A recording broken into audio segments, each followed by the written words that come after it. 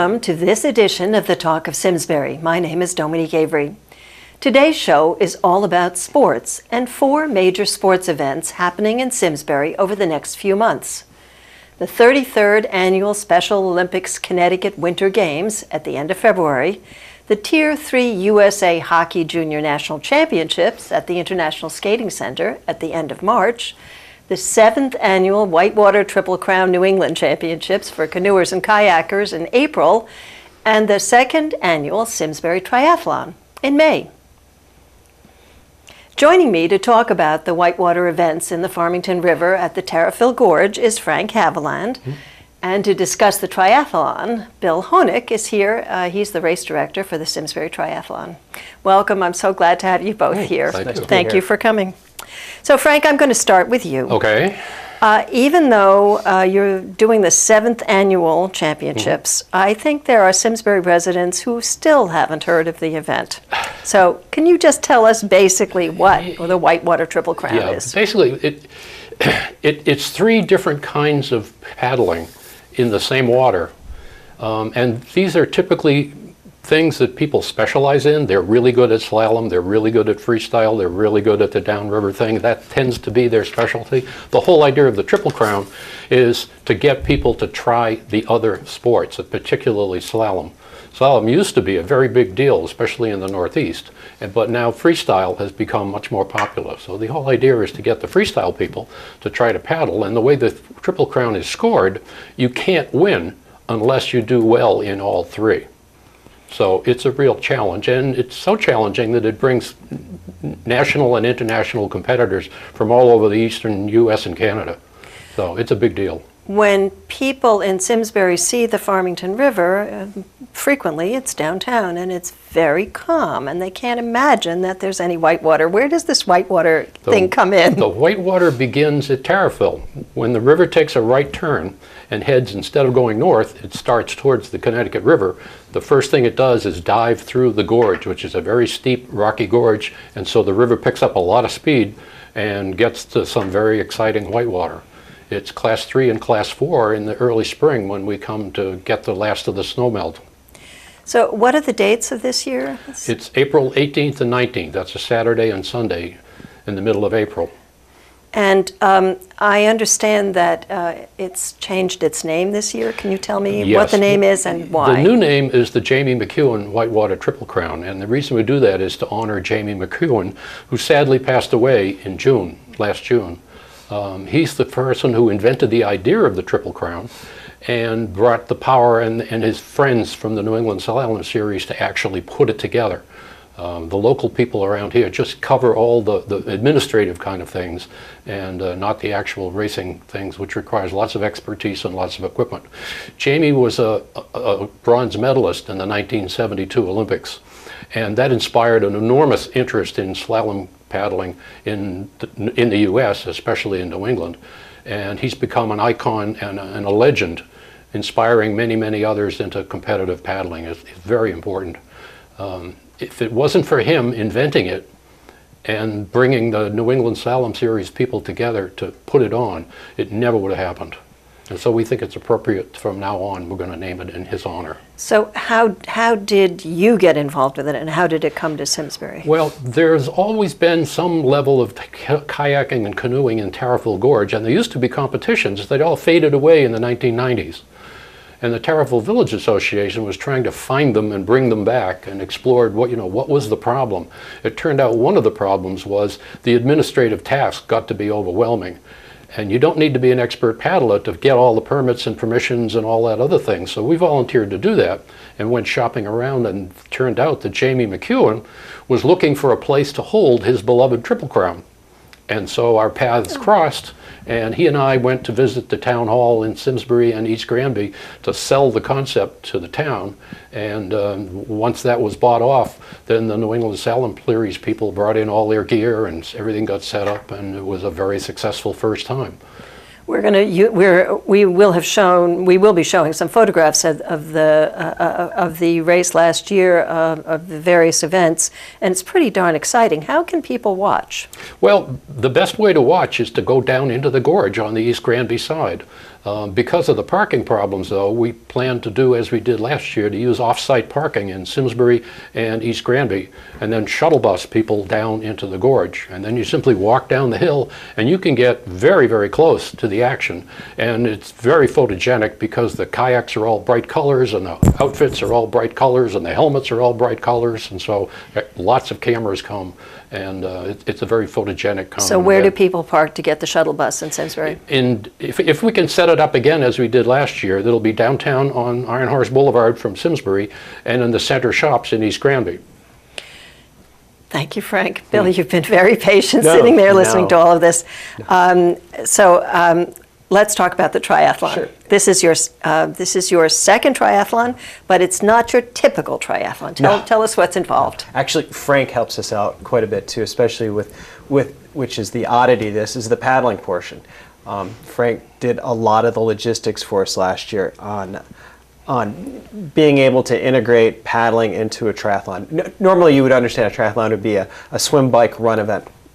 Well, Linda Schofield came up with one of the hardest trail runs imaginable, and Frank, of course, did the logistics for the paddling, and Tom Roy, local Department of Transportation, Public Works Director, he designed a lot of the bike portion with Patty Jacobus. All right. So between all that meeting of the minds, they came up with this trail run, road bike, paddle, and then a quick dash back to the Performing Arts Center. So it's pretty exciting. So now you have 1 year under your belt. Yes. I heard raves from the participants last year. So I'm assuming that you're doing it again, and you've got people signing up. Yes. Exactly. It's funny. At the time of the race, when people are coming off, lots of skinned knees and a couple of bloody elbows from the trail run and how difficult it was. It's always, legend has a tendency to grow, which is kind of nice. So what turned out to be something really, really hard and everybody hated it at the beginning, by the time they're done, that's all they can talk about was, oh my God, that was amazing. I loved it. So yes, it is. It's one of those things that hindsight in the afterglow of the race, it was really, really well received. So did you run it? Did you do it? You know what? Frank and I were hustling kayaks. Doing everything. We were working pretty hard. One of the things that we had to do is portage 200 kayaks to the launch pad. And so, as you can imagine, we had them lined up and down And the road. bicycles were there too on the other side of the road. Yeah, it was blast. And then Brad Mead. Brad Mead, and his scouts were amazing. Those guys worked so hard. Yeah. It was just a confluence of everybody from the town of Simsbury getting together and putting on a great event. Well, so it strikes me as a logistical nightmare to get all those bicycles, all those kayaks. Yes. So where did they start? Where did people did everybody arrive with their own kayaks? Did they rent them? How did you work that out? Just past the Flower Bridge, basically. And so what we did is we just lined them up along the side of the road. We have bike racks, so everybody racks their bikes. And on the opposite side, we wanted you to have your bike on this side and your kayak on this side.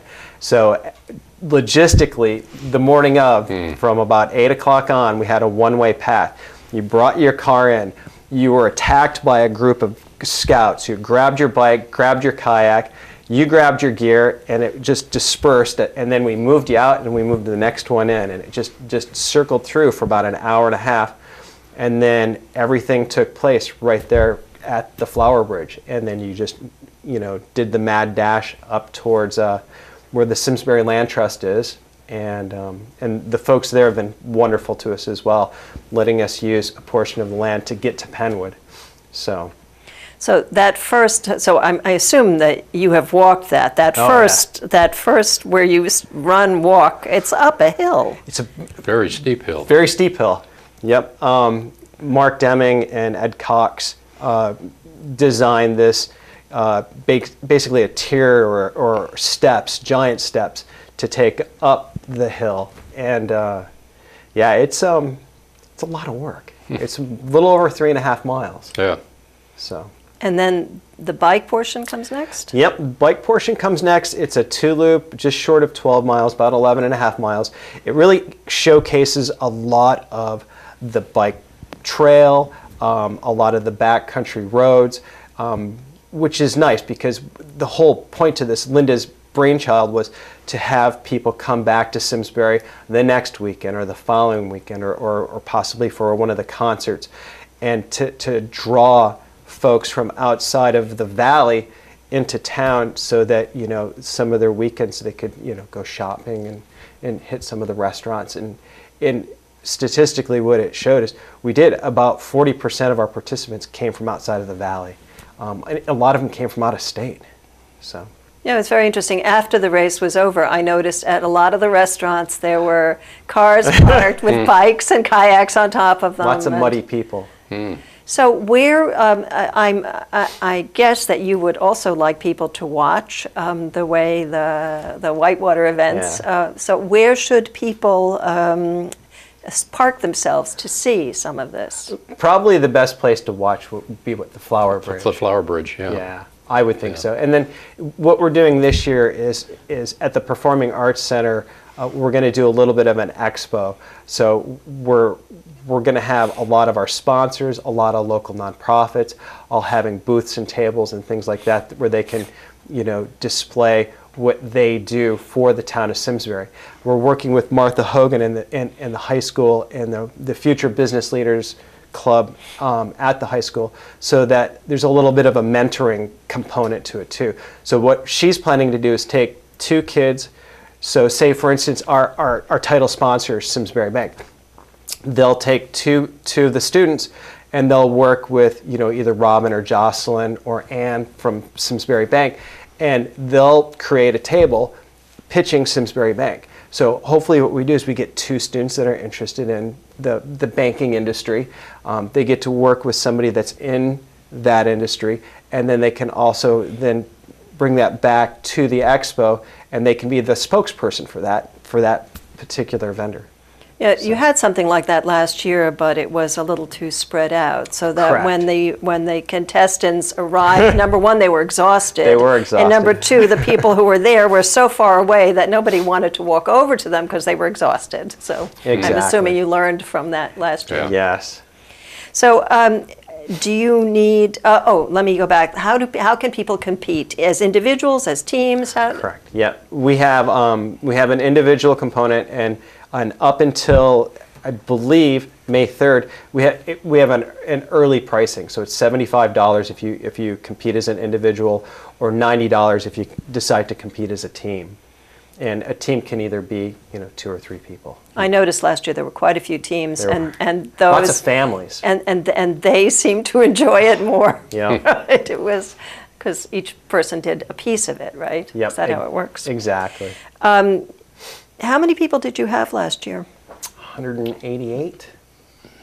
Just All right. not quite 200. Okay, yeah. I think in that neck of the woods. And I anticipate we've kind of figured our ceiling's probably about 250 right now. Yeah, yeah.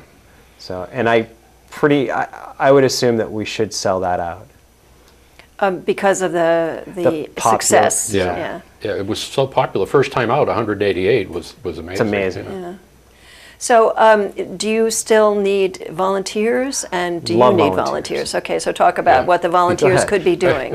Well, hopefully the Boy Scouts will come back, because they were the real backbone for the whole thing. Nothing like a bunch of strong teenagers. Yeah. And they were literally running with the kayaks. They would intercept someone coming in on a bicycle, grab his kayak, follow him to the water, throw it in the water, put on his life jacket, and push him away. They were great. And it was this constant parade. It was amazing to see all that going on. But then there are people in the Performing Arts Center who are doing the administrative things, because some people sign up on the last day. They wait to see if it's going to rain or not before they even sign up. And so there are a lot of administrative jobs, and there are a lot of people along the way to oversee things like the bicycles going around the side streets. We have some policemen out there, but we also have some civilians standing there warning people. There's a very tight turn right here, slow down. We had some of the ABC House folks up in the trails, so, you know, handing out water for the runners. So, yeah, that was the comment at the end that I heard the most from the contestants who were coming in, that it was the best organized event they had ever been to. That's Linda. Linda's that gal. She really knows how to set up a timetable and get everybody to. Yeah, no, I mean, people were thrilled. So were we. Yeah. When it all worked out, no it was doubt. just like, woo, really? So we're going to actually take a little break now. I've really enjoyed talking with you about these two events, and I'm so glad you came. And I know you were Thanks here for having last us. year on a different show. We're going to take a break. When we come back, we're going to be talking about the Special Olympics Connecticut Winter Games. And while we switch guests, you can take a look at some photos from last year's games. Don't go away.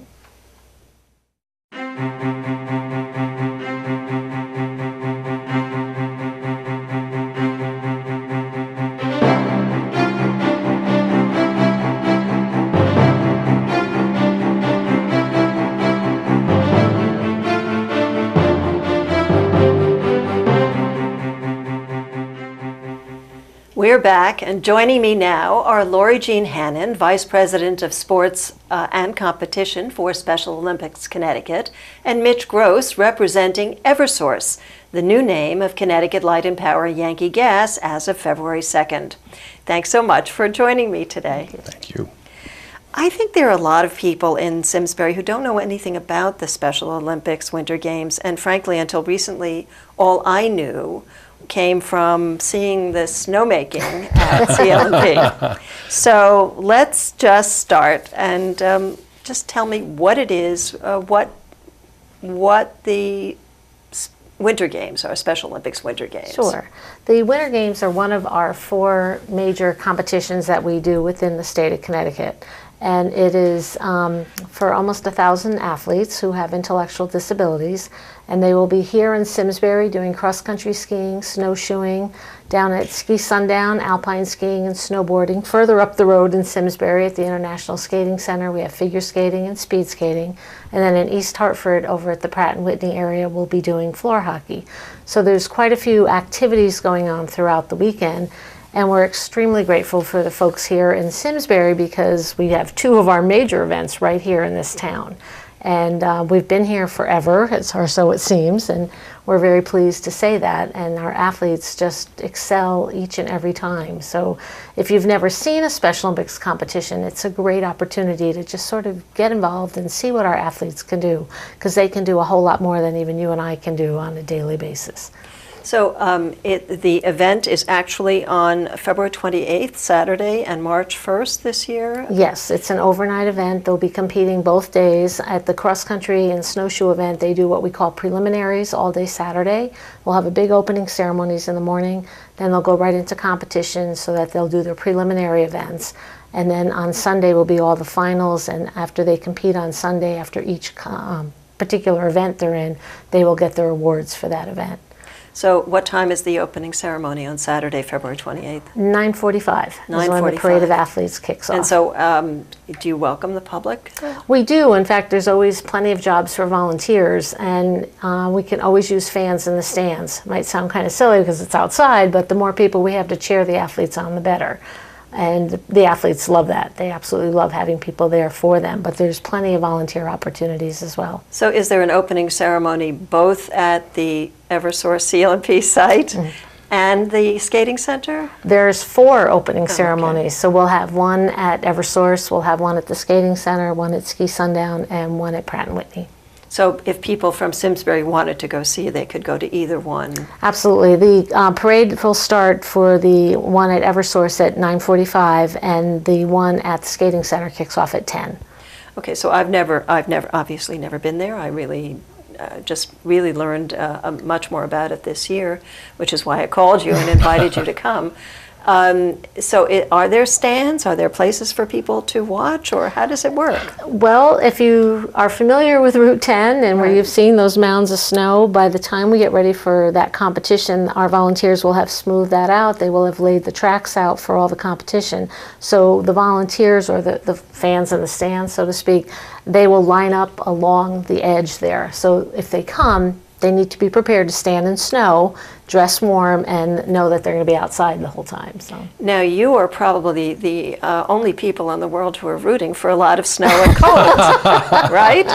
we always are, and yet our volunteers, as Mitch will tell you, who make the snow, don't want the real stuff. So. And I'd like to point out, Dominique, our volunteers, in fact, this snowmaking, this is the only place we know of in the world that makes snow exclusively for a Special Olympics event. This is a Cracker Jack group, and they've been doing this for years, and they're out there at all hours of the day and night to make the snow, to make sure the conditions are just right for the games. So when do they start? They started actually a couple weeks ago.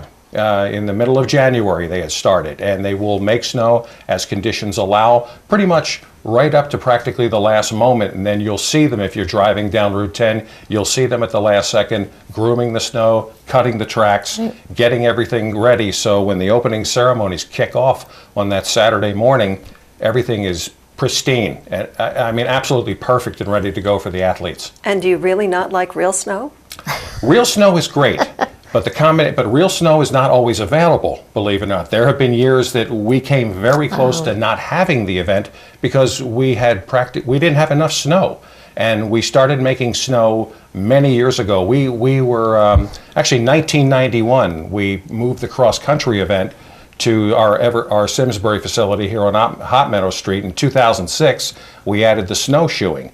And we make snow steadily because that's the only way we guarantee that the conditions will be what they need to be for the athletes. There have often been times when our athletes have had to train on dry land. So they will do a lot of hiking, they'll do a lot of stuff down at the beaches, things like that, just to keep moving and get ready for the games. But they know for a fact that there'll be snow waiting for them so that they have real conditions for their competition. And we actually invite athletes in from Massachusetts because they're not guaranteed, although after this week they have a lot more than we do. Excuse me. But the Massachusetts sends us all of their cross-country skiers as well because they know we will have snow thanks to the volunteers that have been making it. Are there Special Olympics Winter Games in every state? Yes, there are, and there are also World Winter Games. In fact, this year is a qualifying year for athletes who are eligible to go on to the next World Winter Games, which will be in Austria in 2017. Mitch, CLNP, Eversource/CLNP's involvement. When did that begin, and how big is your involvement? Oh, it is huge. We are the presenting sponsor of the Winter Games. That is the top position as far as sponsorship goes. Absolutely. With Special Olympics Connecticut. Our history goes back to 1984. Actually started in 1991. We moved the cross-country competition up here to Simsbury, and we've been with it ever since. It has grown ever since. The number of volunteers, the number of athletes, the size of our planning team. We have a planning team of employees, retirees, local citizens, our friends from Hewlett-Packard. There's a group of us, about 70 of us, and we meet every week on a Friday afternoon to hammer out the details to make sure everything's ready to go for opening ceremonies on February 28th. Tell me a little bit about the development of Special Olympics, a little bit about the history. The history was all thanks to a wonderful woman by the name of Eunice Kennedy Shriver.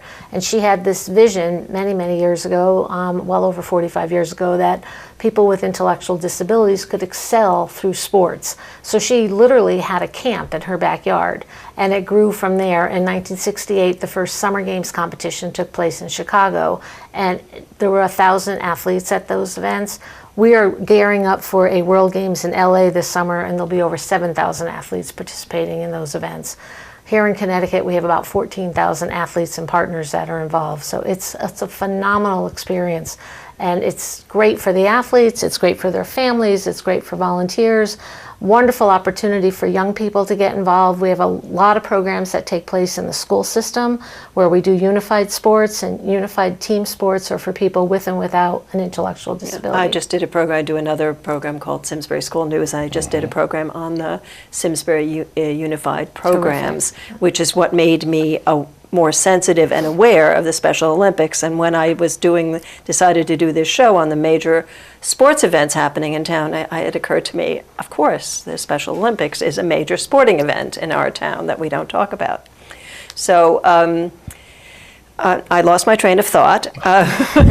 If I could add, sure. We're really excited. I mean, for Eversource, this, we've turned a new page with Special Olympics Connecticut. New company, new brand, new look. It's going to be really exciting to see the look of the event on February 28th for the opening ceremonies. You've got thousands of people. If your viewers want to come see it, just take a ride down. You park at the Tower Business Park, and there's shuttles to bring you over. They run all day long. It's easy in and easy out. There's food. There's all kinds of things, and we really encourage all of your viewers. If you've seen it from your car going up and down Route 10, you really need to come in, take the shuttle, come over, and watch the games. It's great. Yeah, I think that's how most Simsbury residents know it, from seeing your property and the snowmaking. I was just going to say, I would encourage you to bring a camera crew with you and just video some of what's going on so that the rest of the folks in Simsbury could really see what's happening. As I said, it's a great opportunity. Our athletes have grown so much over the years with learning this sport, the two different sports. We have athletes who are anywhere from age 8 on up, and they truly enjoy what they're doing, and like I said before, they excel at it. So, I've heard people say that it's sort of condescending to those athletes, but I can't imagine that that's true anymore. It's truly not, and I can tell you that as a family member. I have my sister's an athlete. She competes in Florida, and I have some other athletes very close to my heart. But it's an opportunity for people with these challenges to really showcase and show people what they can do. They're not offered the same opportunities to participate in sports as any other young person, even an older person growing up and wanting to learn to do something. So Special Olympics takes it that much further and teaches people. We have coaches, we have volunteer coaches who teach all the sports to the athletes. So it's not like they're just going to show up and then we throw them a pair of skis. That doesn't happen at all. They all have their own equipment. They all have been training for at least 8 weeks. They will all be there ready to go in the competition because they know they can do it. They know they've learned it. And that's where it's not condescending, because people should be allowed the opportunity to learn what they want to learn. You're absolutely right. And on that note, our time is up. Thanks to everyone here at SCTV for getting the show on the air. Thanks especially to my guests, Laurie Jean Hannon and Mitch Gross. And finally, thank you for joining us. If you missed any portion of the show, you can find it on our website at simsburytv.org. Finally, a reminder of all the athletic events. They all enjoy spectators, as we've just heard. The Special Olympics Connecticut Winter Games are February 28th and March 1st. The Tier 3 USA Hockey Junior National Championships, which we didn't talk too much about, are at the Skating Center March 26th through the 30th. The Whitewater Triple Crown New England Championships are April 17th through the 19th, and the Simsbury Triathlon is on May 17th. I'm Dominique Avery. See you next time for the Talk of Simsbury.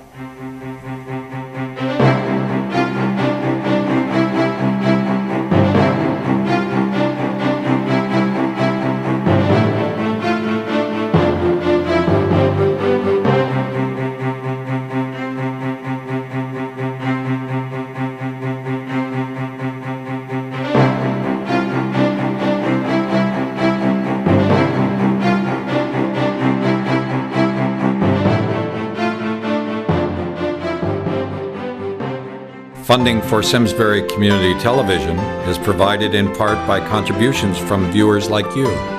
Thank you.